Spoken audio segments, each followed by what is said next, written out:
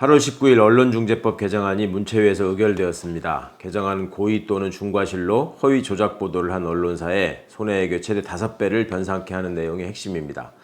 고위공직자, 선출직 공무원, 대기업 임원 등 대통령령으로 정한 사람은 징벌적 손해배상을 청구할 수 없도록 수정하기도 했습니다. 열린민주당의 공약에 비추어 흡족하진 않지만 해당 상임위에서의 숙고와 토론을 거친 의결을 존중합니다. 그러나 국민의힘은 아무런 대안 없이 무조건 언론개혁법안에 반대하면서 언론 길들이기라는 비판과 함께 청와대 항의 집회를 열고 문체위 안건조정위에도 불참한 바 있습니다.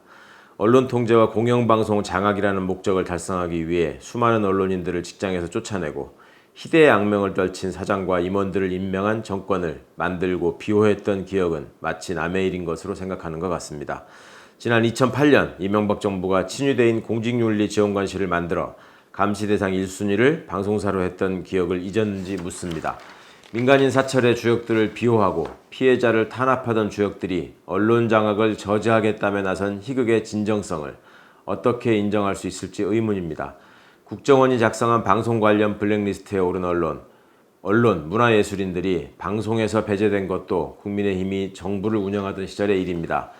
하물며 과거 검사로서의 본분을 망각한 채 언론사 사주와 잦은 대면을 하며 정치활동의 의지를 다진 윤석열 후보가 툭하면 언론을 상대로 형사소송을 남발하고도 언론 자유의 수호자인 것처럼 행세하는 것은 참으로 속아 웃을 일입니다.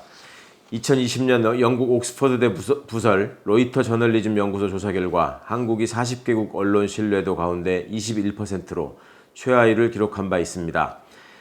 지난 1월 19일 한국기자협회와 한국인터넷신문협회가 언론윤리 현장을 제정하면서 언론의 존재 이유와 시민의 신뢰는 언론의 가장 소중한 자산임을 밝힌 기억도 아직 생생합니다.